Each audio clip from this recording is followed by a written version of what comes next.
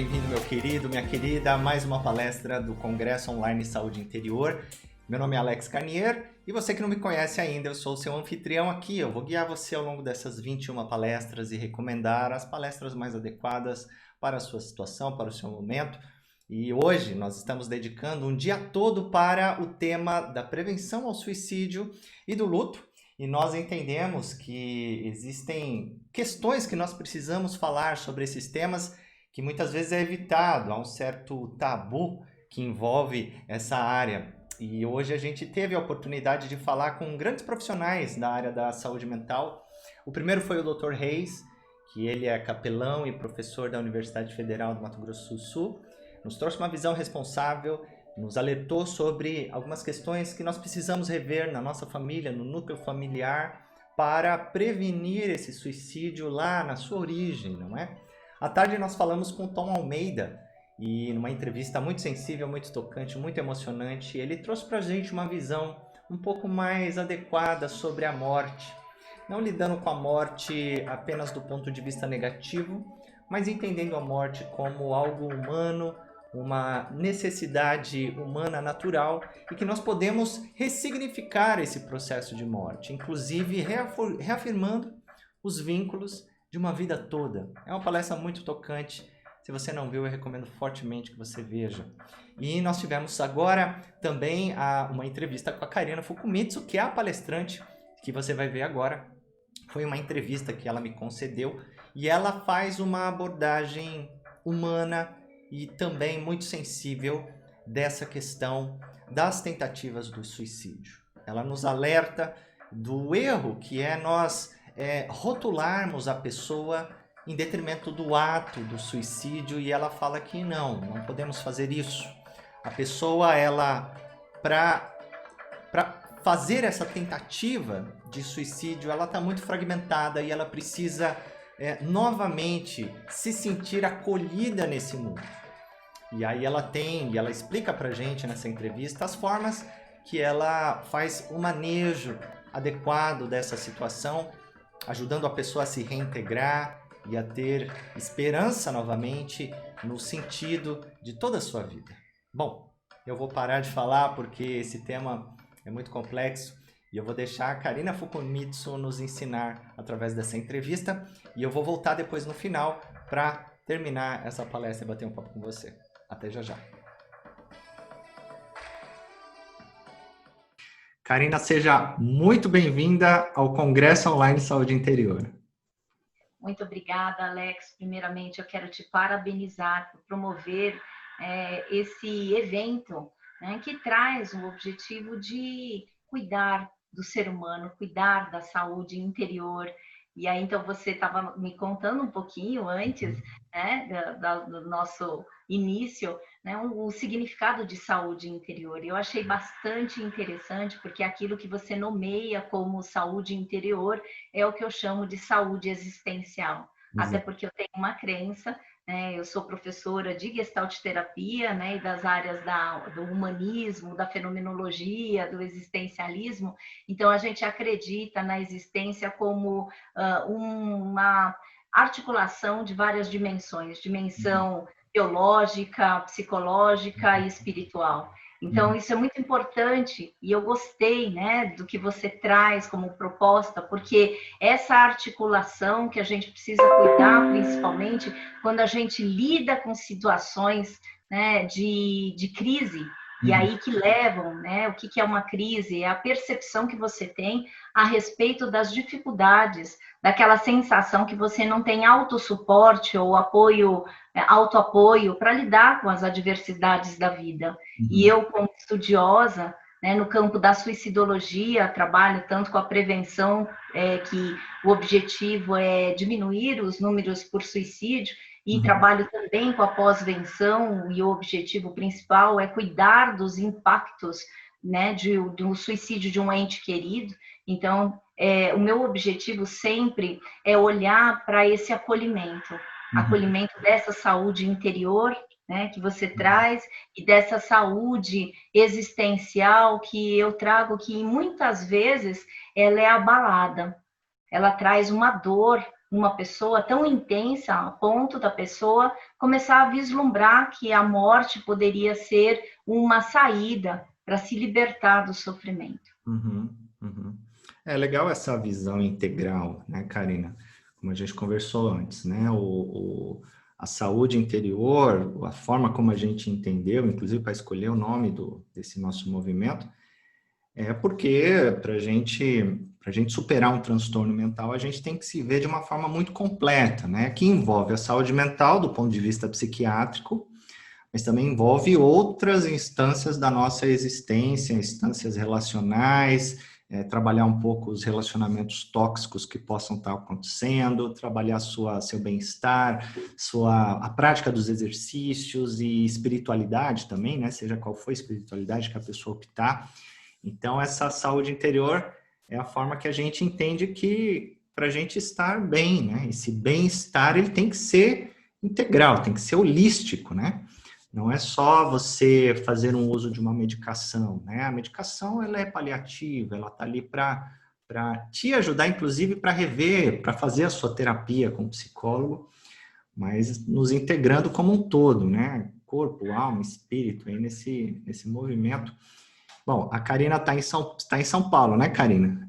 Sim, estou em São Paulo, estou aqui no meu consultório, a gente está fazendo a gravação dessa palestra entrevista, né, online, exatamente porque a gente está lidando com uma situação de crise, né? E uma situação de crise é essa que a gente se sente furtado de tudo aquilo que era conhecido, da Uhum, zona de conforto. E uhum, então eu trabalho com gerenciamento de crises, uhum, normalmente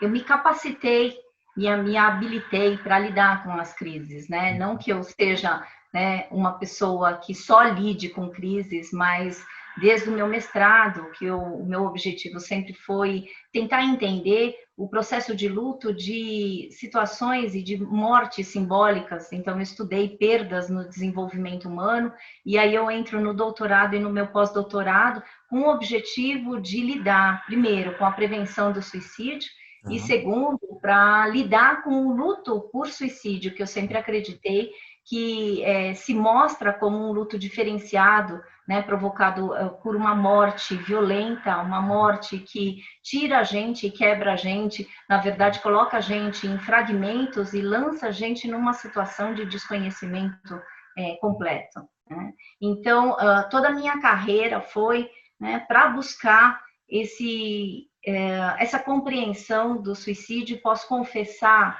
Alex, que eu não tenho uma definição única. E eu prefiro não ter, até porque uma das coisas que eu escrevi, um artigo juntamente com Maria Júlia Kovacs, que é a minha orientadora tanto do doutorado quanto do pós-doc, nós escrevemos um artigo trazendo o suicídio no plural, portanto, suicídios, porque cada suicídio revela uma idiosincrasia, revela uma história diferente que a gente não pode colocar todo mundo no mesmo, né? A gente não pode generalizar e todo mundo no mesmo conteúdo, né? Então não existe uma definição a priori, mas a gente precisa sempre respeitar essa singularidade.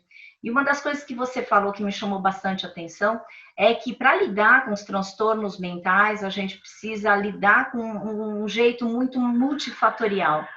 E eu acredito que não somente com os transtornos mentais. A gente, para lidar com o sofrimento, né, a gente precisa ter uma perspectiva ampla, né, uma perspectiva que a gente possa gerenciar todas essas áreas que a gente falou, seja lá espiritual, né, biológica, psicológica. Então, assim, a gente precisa ter um manejo para a gente buscar, né, aquilo que a gente chama de bem-estar e qualidade de vida. E é esse meu propósito, né? Com um trabalho de gerenciamento de crises, o meu objetivo principal é ajudar a pessoa a encontrar um lugar de pertencimento.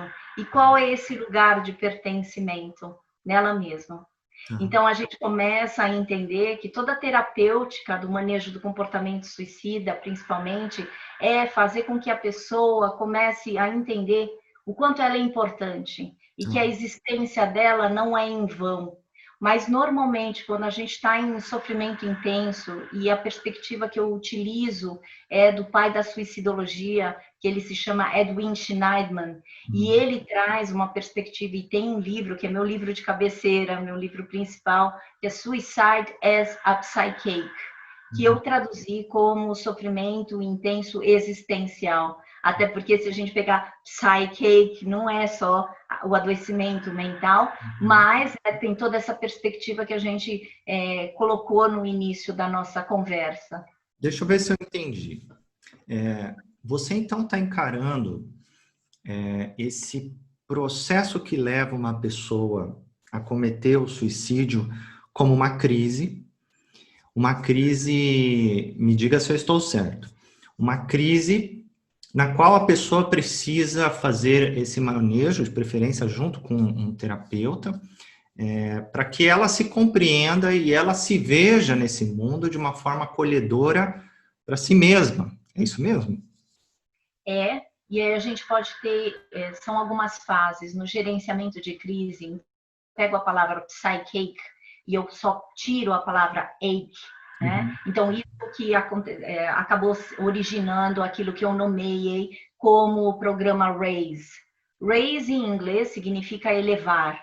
Como é que você pode elevar uma pessoa que está em situação de crise, que não acredita, então está descrente da própria existência, está cético na própria capacidade de superar algumas situações, que se sente desamparada, desesperada, né? E aí, assim, desespero para a logoterapia significa sofrimento sem sentido. Né? Então, assim, é uma pessoa que não compreende, né, o motivo pelo qual ela está em intenso sofrimento.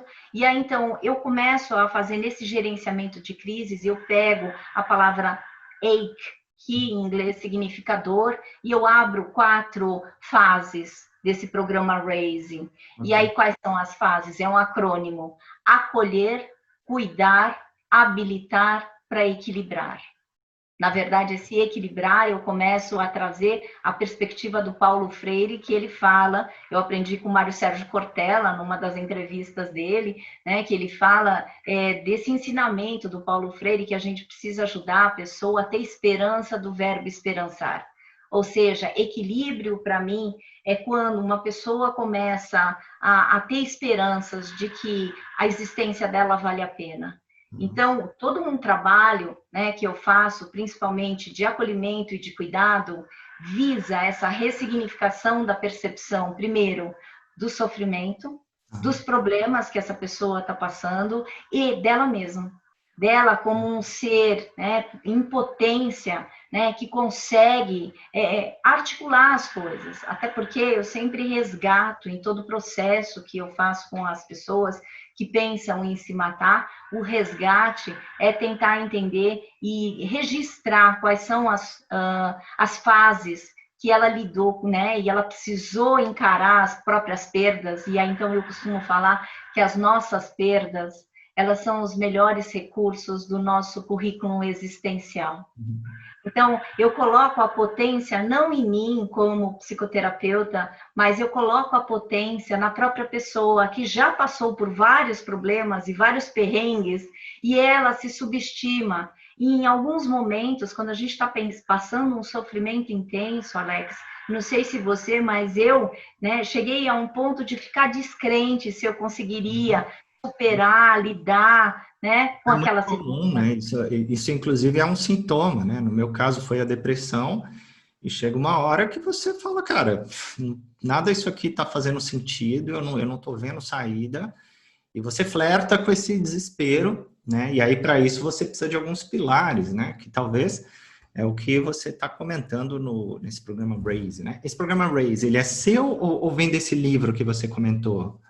Não, ele é meu, né? Ele é uma criação, ele na verdade é o resultado do meu pós-doutorado, porque no meu doutorado eu estudei processo de luto de filhos de pessoas que se mataram, né? Hoje em dia eu não utilizo o título que eu usei no doutorado, que é as pessoas que cometeram suicídio, né? Porque cometer, no meu pós-doc eu li um livro chamado Suicide as a Unique Grief, né? Do Tom Smith. E Uhum. ele faz um trecho do livro dele, ele faz uma discussão sobre o verbo cometer. Uhum. E que eu, assim, eu já tinha acabado de defender o meu doutorado, né, com este título, né, cometeu, e eu falei, ó, agora eu não faço mais. Então, quando eu entrei no pós-doc, né, eu faço questão, inclusive, de divulgar e fazer um trabalho psicoeducativo da linguagem que a gente Ah, pode utilizar, né, na suicidologia. Porque hoje eu sou coordenadora de uma pós-graduação em suicidologia da Universidade Municipal de São Caetano do Sul. Então, bacana. assim, eu tenho a dádiva, né, de ter várias raisers, né, várias pessoas que se interessam, não necessariamente somente psicólogos, porque meu sonho de consumo, desde que eu tinha 10 anos, daqui a pouco eu conto um pouquinho do histórico, mas, assim, meu sonho de consumo sempre foi, né, trazer essa habilitação para as pessoas, para a gente falar sobre a prevenção do suicídio. Eu acho que é necessário. Eu, enquanto psicóloga, eu nunca tive uma aula de manejo do comportamento suicida. Me tornei psicóloga exatamente para abrir esta frente, até por uma perspectiva pessoal, né? Por ter uma mãe desde os meus 10 anos que tentava o suicídio.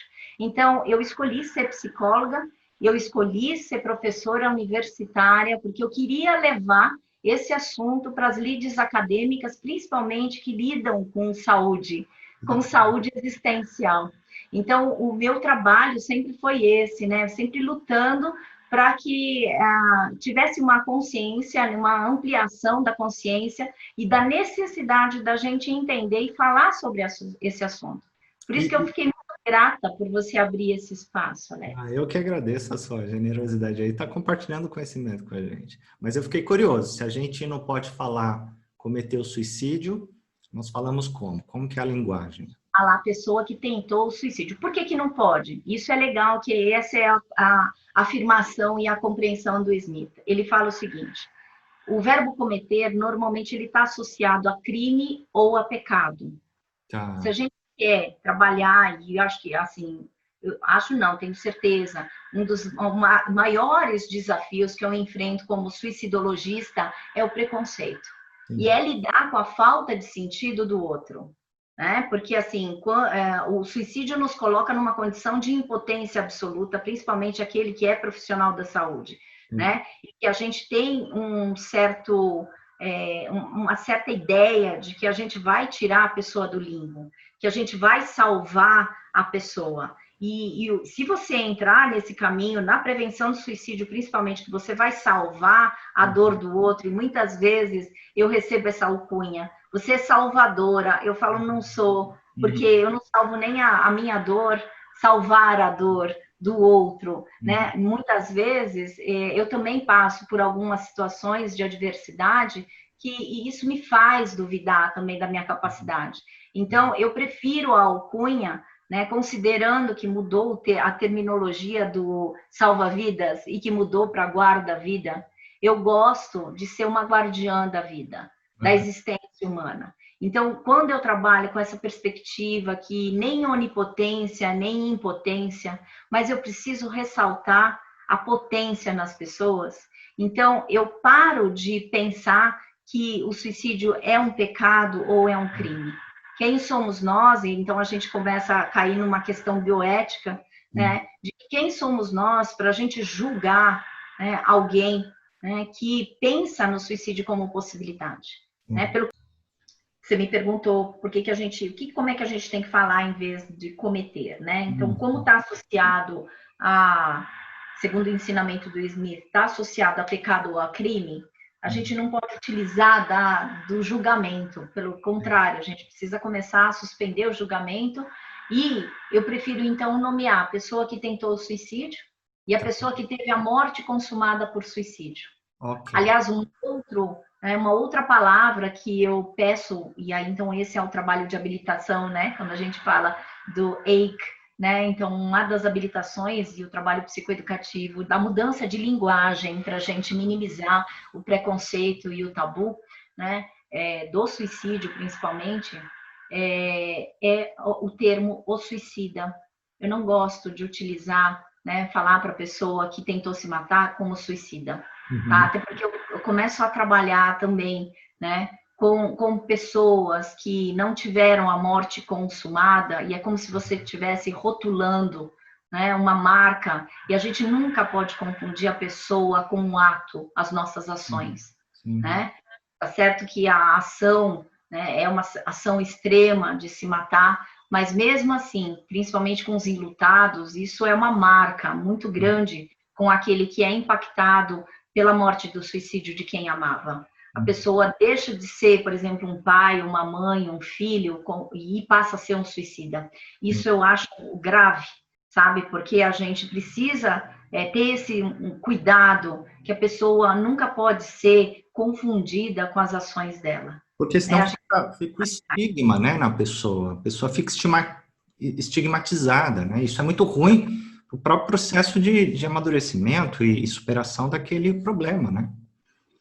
E por exemplo, né, quando você conta da tua história, né, da depressão, quando você conta, né, da história de muitas pessoas, né, o que a gente mais precisa considerar é que aquela pessoa, mesmo que o transtorno mental, ele tenha uma continuidade, não tenha cura, né, esse não é a minha perspectiva, não é curar ninguém, mas é a gente se colocar como agente, né, de fazer esse trabalho psicoeducativo, de acompanhar a pessoa e que ela está nesse estado, mas a gente também precisa considerar a efemeridade do pensamento oriental, que sempre fala que tudo passa, né? Mesmo os adoecimentos que, assim, não tem cura, a gente tem que ter uma perspectiva que não é que vai curar, mas você vai aprender a lidar e colocar um espaço dentro de você do seu adoecimento.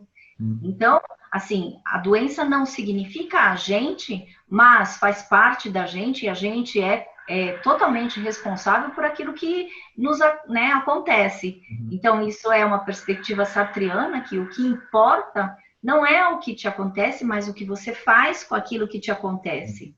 Né? Então, a gente tem condições de gerenciar nossas crises, as nossas crises, que infelizmente são muitas, né? Porque crise, ela vem, né, de um significado e traz o significado de separação. Você separa a ação, né, daquilo que você conhecia.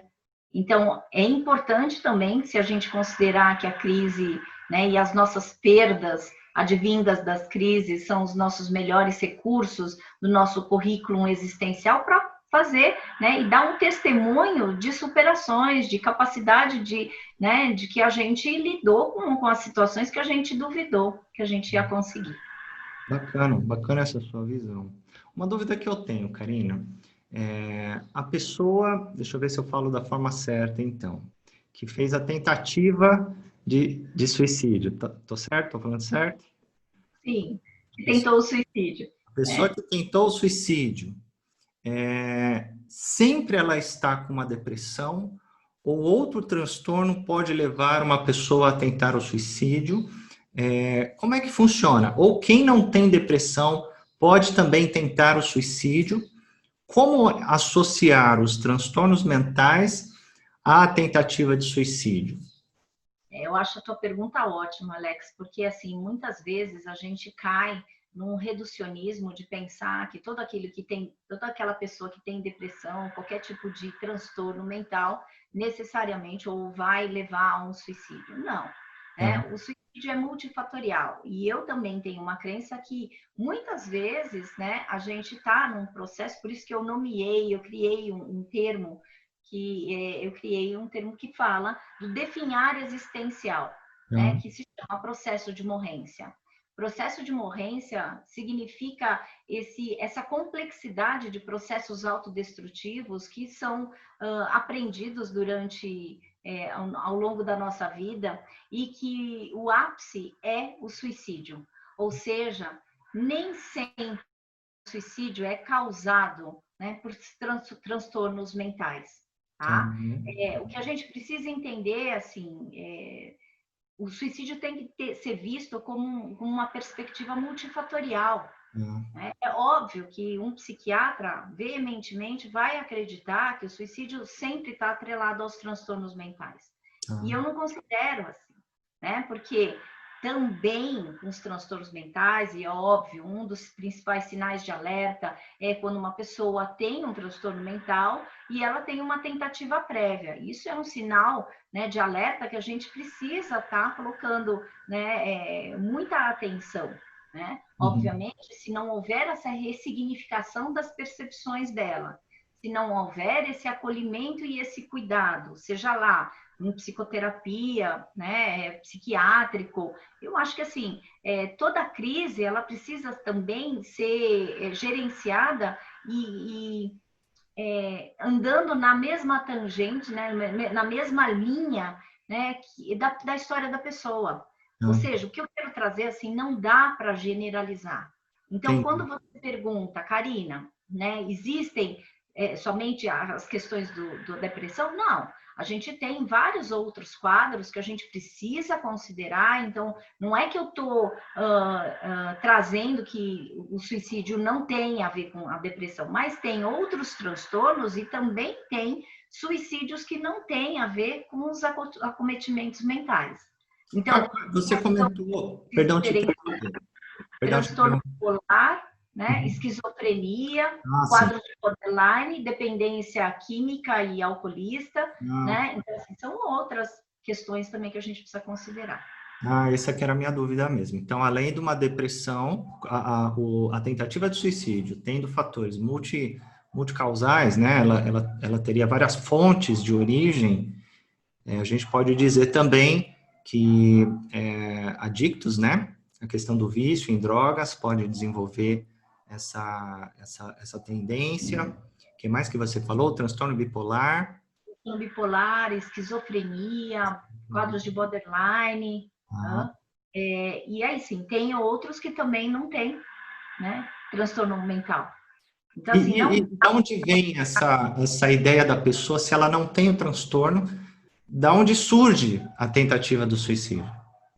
Olha, a Associação Brasileira de Psiquiatria traz 4 Ds, né? Então, por isso que em um dos Ds, ela coloca a depressão normalmente vinculada com as questões de suicídio. Eu apresento em 3 Ds: desespero, desesperança e desamparo. Quem Ah, de nós já sentiu isso? E uhum, quando eu falo que essa é uma perspectiva do próprio Schneidman, que ele fala suicide as a psyche, normalmente esses sentimentos, né, de desespero, desesperança e desamparo começam a acontecer quando a gente se sente fragmentado. Quem de nós, a gente se decepciona, né? uhum, E quando a gente tem desarmonias relacionais, e eu entendo o suicídio como uma energia que é colocada e é investida contra a gente, que na verdade, quando a gente se frustra com alguém ou a gente tem uma desarmonia relacional, na impossibilidade de eu matar a pessoa, eu começo a me matar. uhum, Então, esses são os processos autodestrutivos que a gente precisa entender, que todo processo autodestrutivo, ele foi aprendido. Ou seja, foi a única maneira que eu consegui lidar com aquela situação em que eu precisava colocar, projetar, colocar lá fora, né, aquele tóxico, aquilo que me faz mal, só que eu encontro uma maneira, uma via, uma válvula de escape que é comigo. Então, eu acabo sendo a própria vítima e o algoz de mim. Então, todo processo autodestrutivo, inclusive o suicídio, é isso. tá, Então, quando eu falo que a pessoa, e isso é um ensinamento do Schneidman, que a pessoa não quer se matar, ela quer matar aquilo que está provocando o sofrimento, porque muitas vezes a gente tem que considerar as orientações da Organização Mundial da Saúde, que falam que nós temos 3 características para considerar no comportamento suicida: a ambivalência, né? A pessoa realmente não quer se matar, mas ela quer matar parte que está provocando este sofrimento.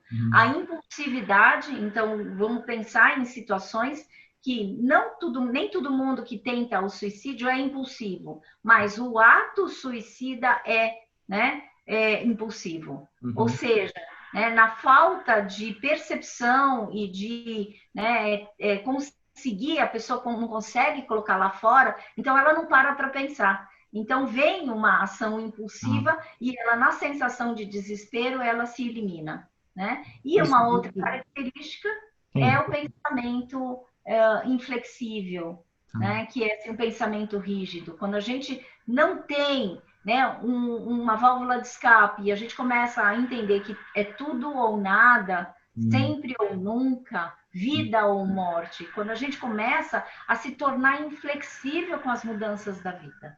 sim, sim. Interessante, né? Esses processos todos nunca vêm de uma vez, né? Você comentou que todo processo autodestrutivo ele foi aprendido. E aí eu encaixo a pergunta da prevenção. Eu provavelmente aqui a gente pode estar se dirigindo a uma mãe que está preocupada com seu filho adolescente ou alguém da família, né? Um filho, uma mãe. Primeiro, me diga, né? Como essas pessoas podem prevenir o suicídio dentro da sua família ou com um amigo?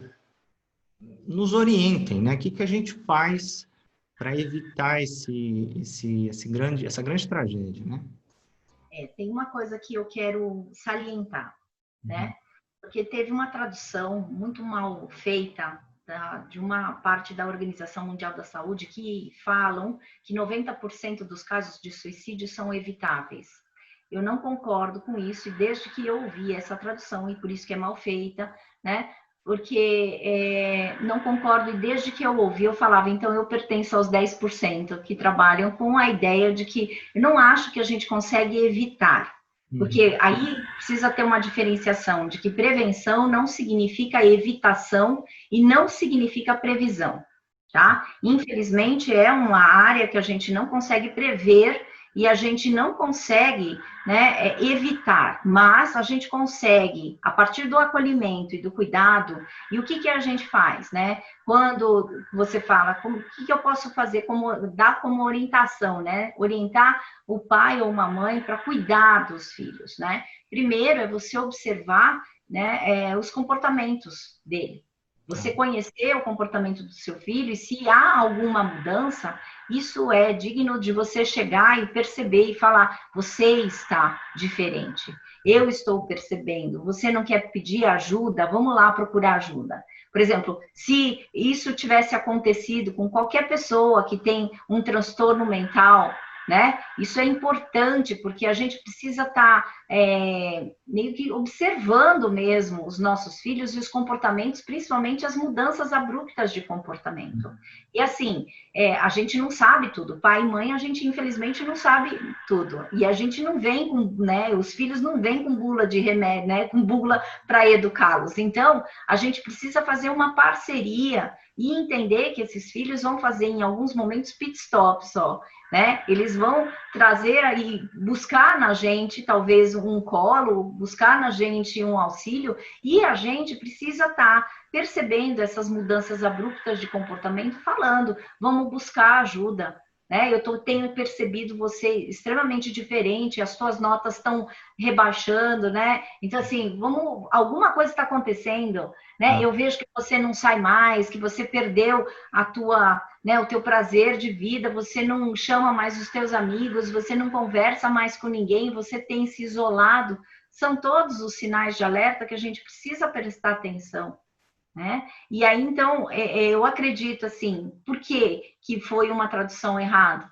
Né? Porque a Organização Mundial da Saúde traz, né, que 90% está atrelado aos transtornos mentais. Os transtornos mentais são passíveis de tratamento, tanto é que uma das formas de prevenção do suicídio é incentivo à saúde, Tá. né? Então, a gente tem um caos na saúde pública, né? Então, assim, a gente cuidando e favorecendo o tratamento dos transtornos mentais, aí sim a gente vai necessariamente fazer um acolhimento da pessoa que pensa em se matar. Uhum. Né? Mas não, você viu que assim é uma ideia muito reducionista. E isso causa muita culpa também. Esta ideia de que, nossa, eu podia ter prevenido, né, o suicídio do meu filho, da minha mãe, do meu pai.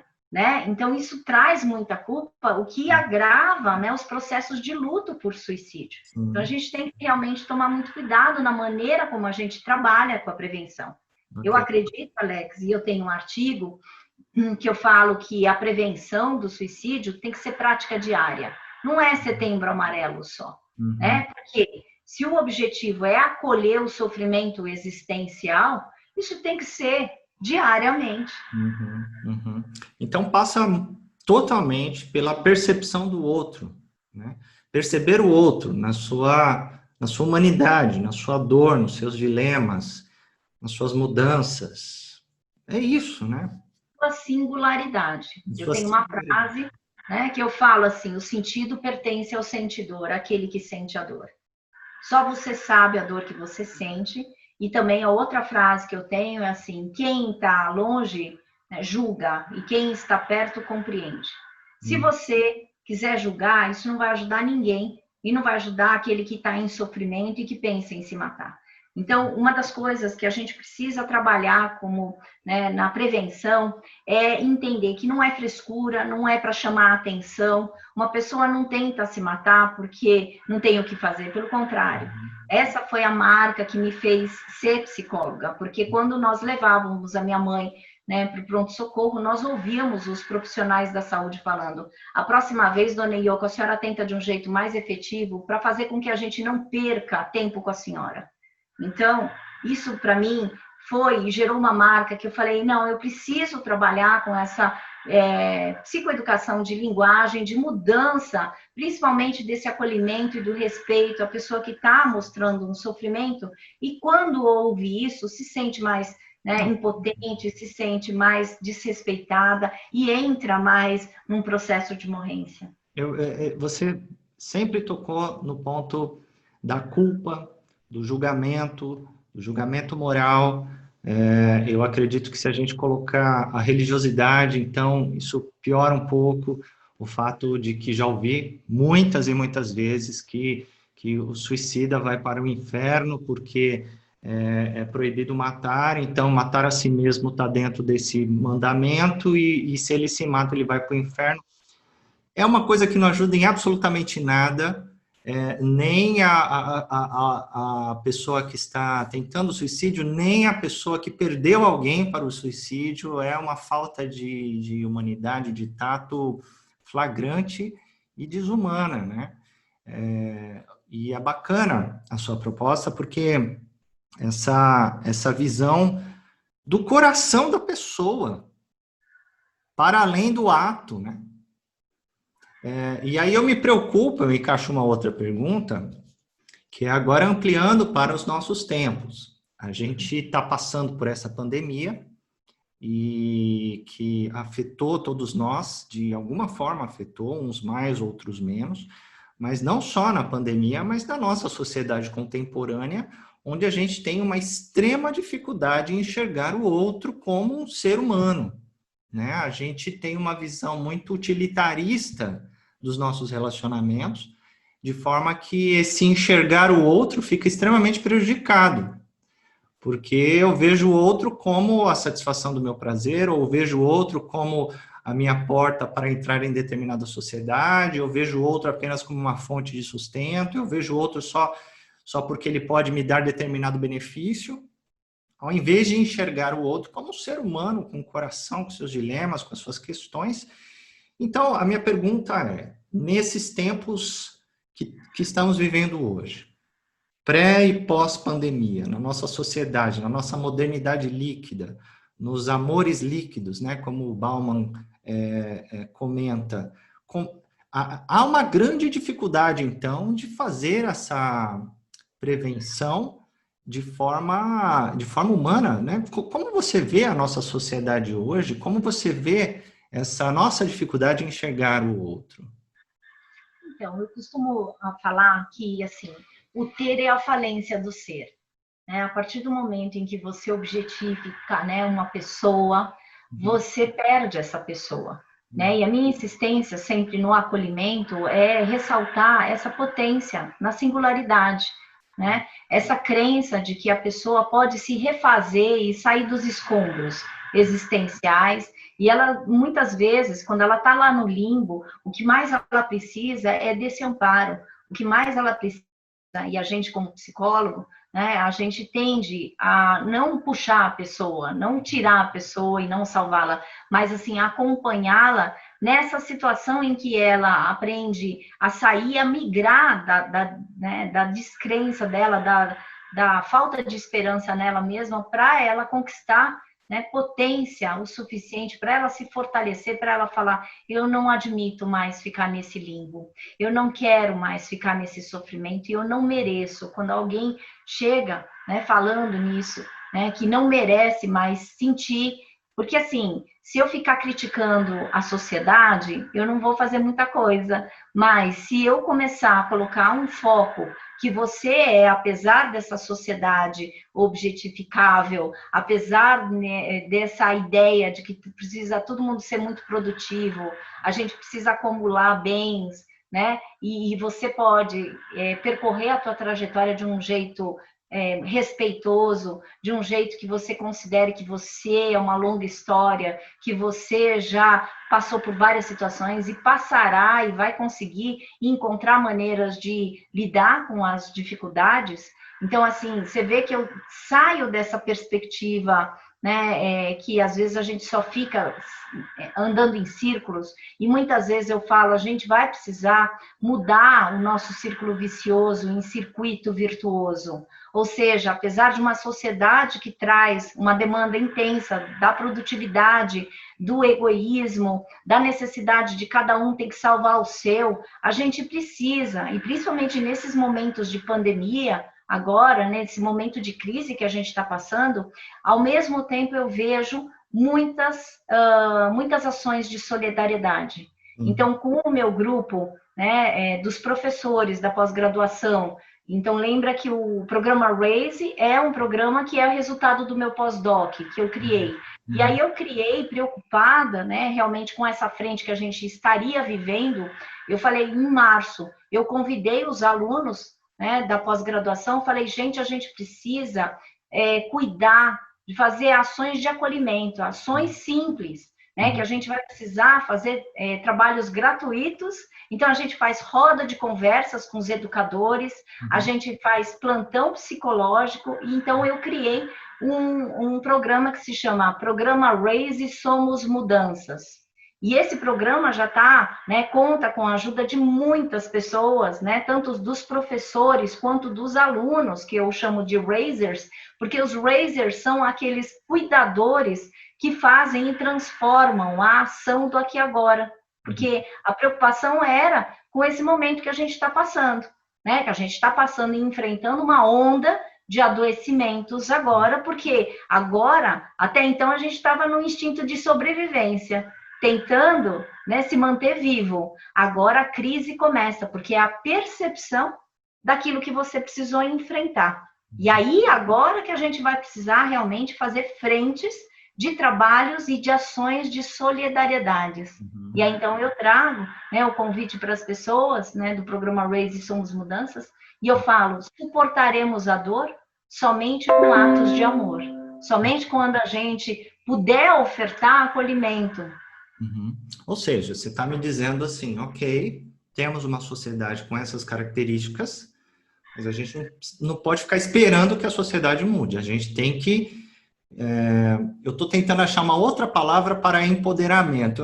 Essa palavra está muito politizada. Fortalecimento. Fortalecimento do ser, vamos usar essa palavra, né? A gente precisa de meios de fortalecimento desse ser, dessa pessoa, para que ela consiga, apesar de qualquer dificuldade psíquica, relacional, societária, ela estar bem, né? E aí agora a gente está se aproximando para o final. Eu queria que você recomendasse algum programa, algum website, como as pessoas podem saber mais a respeito do seu trabalho, do trabalho que você faz nesse programa Raise, como que elas se engajam. Diga pra gente, como a gente pode saber mais a respeito? Olha só, então, a gente tem a Maura Ambar, que é uma das professoras, né, da pós-graduação, ela está cuidando de todas as divulgações do programa Raise. Então, a gente já tem no Instagram, a gente já tem um canal do YouTube e já tem também no Facebook, né, o programa Raise. Então, todas as ações estão sendo divulgadas, né? Graças a Maura, ela tem feito um esforço grande, porque a gente tem, assim, é 100% gratuito, 100% colaborativo até dezembro. A gente tem ações que a gente oferta esse acolhimento e esse cuidado, né? Desde plantão psicológico, luto por suicídio, luto por qualquer tipo de outra, né? Qualquer outro tipo de morte. Então, assim, a gente tem grupos, né, que a gente pode fazer esses acolhimentos. Ou seja, você pode ver nas páginas Raise, programa Raise Somos Mudanças, e se você tiver interesse em conhecer um pouquinho mais do meu trabalho, você encontra no www.karinafukumitsu.com.br, que lá tem a minha agenda de cursos, tem os meus livros, tem bibliografia sobre prevenção e pós-venção que você pode baixar, né? Então, assim, a gente tem que fazer trabalhos que visem este acolhimento e a informação, esse trabalho informativo, psicoeducativo, né, para que a gente promova acolhimentos, principalmente nesse momento, que não está fácil para ninguém, né, Alex? Então, Sim. se não está fácil, a gente tem que tornar, né, e a gente tem que se tornar agente de mudança nesse momento. Nesses tempos difíceis, eu sempre comento, né? Contribua com o universo, esteja do lado do bem, esteja do lado da solução, né? Mesmo que seja uma contribuição que a gente acha que é pouca, mas certamente se a gente continuar, conseguir ajudar uma pessoa, né? Já é um universo que a gente consegue impactar, né?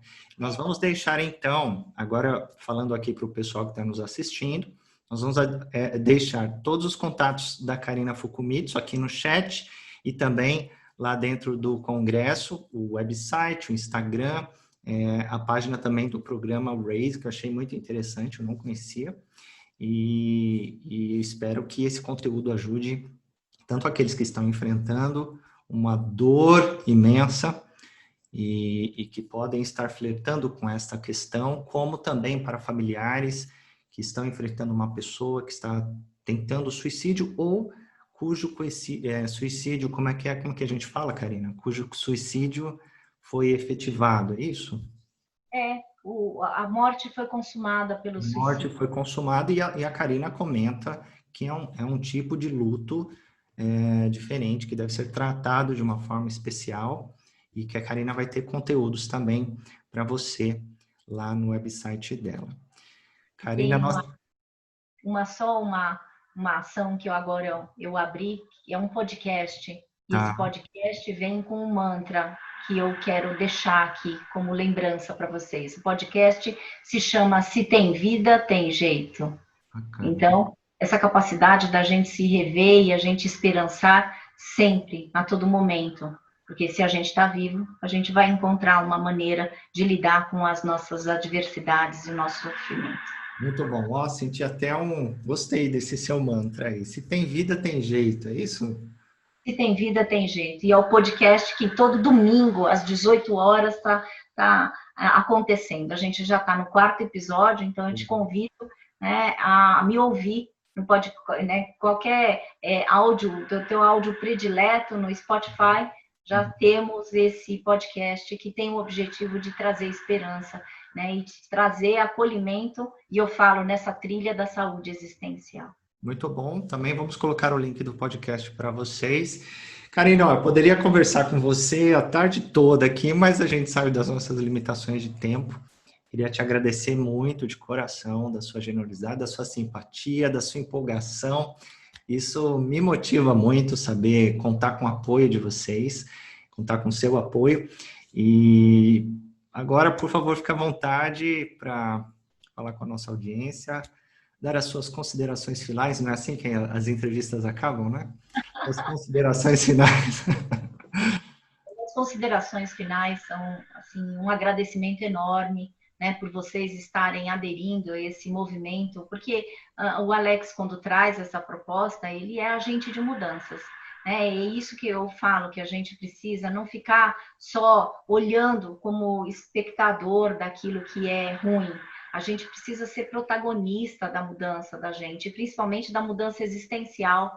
Então, assim, para você que está nos assistindo, eu te agradeço, né? Agradeço muito o carinho e o cuidado pelo qual eu fui recebida, e assim que a gente vai conseguir lidar com toda essa situação de crise toda essa fase que não está sendo fácil, mas a gente vai superar, a gente vai sair dessa e a gente vai se transformar. Se não é que a gente já está se transformando, né? A gente precisa acreditar que nada do que nos acontece é em vão.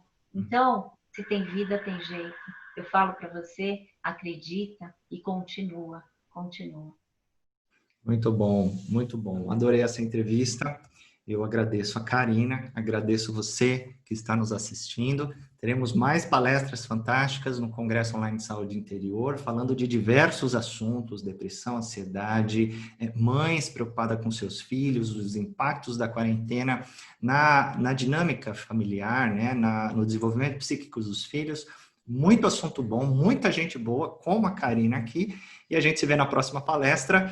Obrigado, Karina. Obrigado a todos vocês. Até já. Tchau. Tchau, tchau.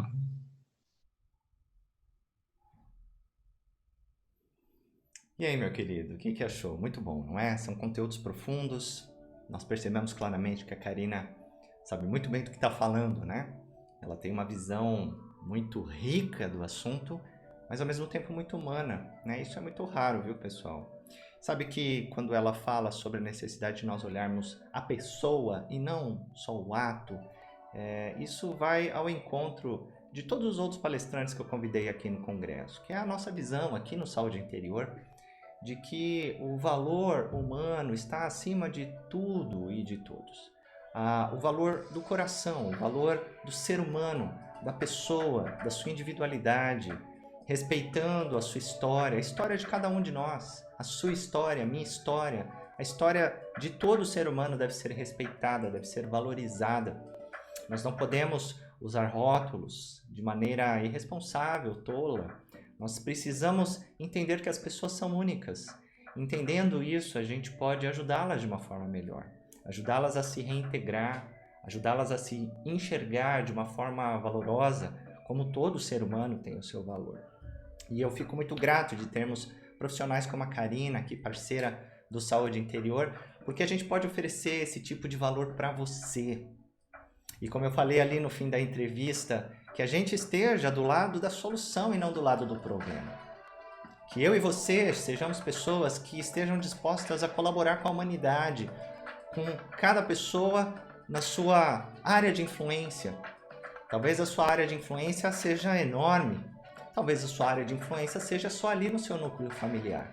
Mas em ambos os casos, nós temos a responsabilidade de atuarmos nestas áreas de influência de uma maneira responsável, amorosa e humana.